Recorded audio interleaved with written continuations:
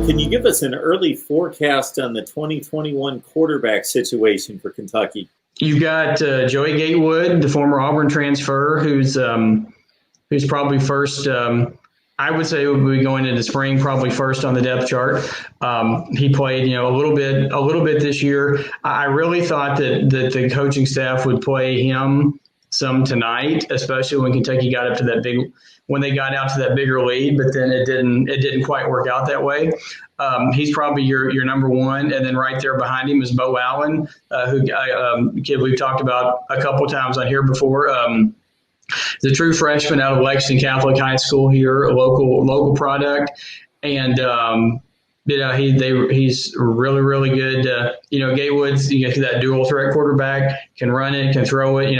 Allen is more that classic drop back passer, which is something you haven't seen a whole lot in Kentucky. Over the last decade or so, maybe even 2 decades, going back to Tim Couch, that classic drop back passer. So those are the two guys that you're going to be looking at going into the spring. And then of course the running game, we talked about Rodriguez. The running game is going to be strong again because he's only redshirt sophomore, so he's still got a couple years, at least one more year, and we would assume, and minus something crazy happening, that he'll be back next year. You've got him, you've got Kavosiey Smoke, you've got Juton McClain, you've got Travis Tisdale, you got four really good running backs that they can throw out there with whoever has the hot hand. And then just going forward, the thing is going to be like the last couple of years,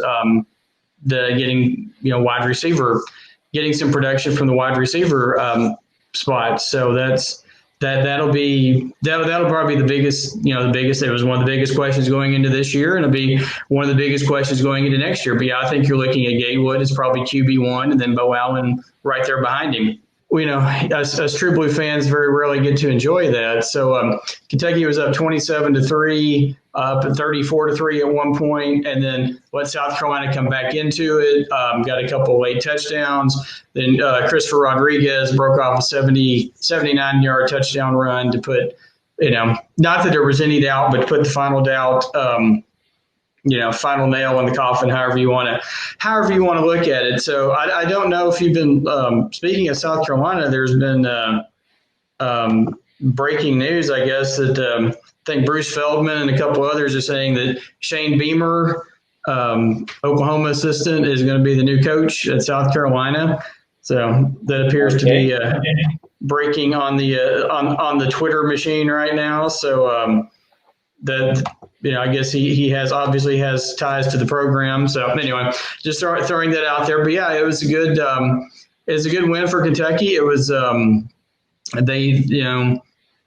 the season that's had so many lows. Going back to Christopher Oates' injury, his medical issue that still has not been explained. He's missed the whole season.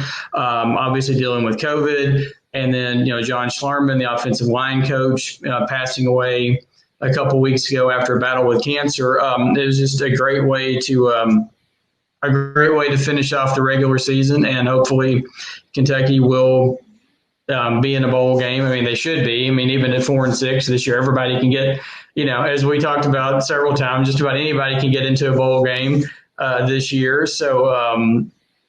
Yeah, like I said, it was a good game.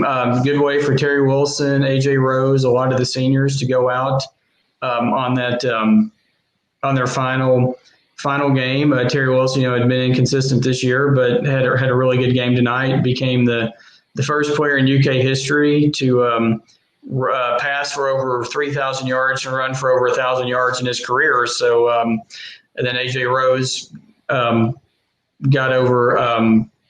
I think he ended up in the top 15 now all-time rushing at UK. So as I said, it was a good way to close out the season for Kentucky this evening. Yeah, quite the rushing effort here out of the Cats. It's 6.5 yards per carry, 5 touchdowns on the ground, 291 yards.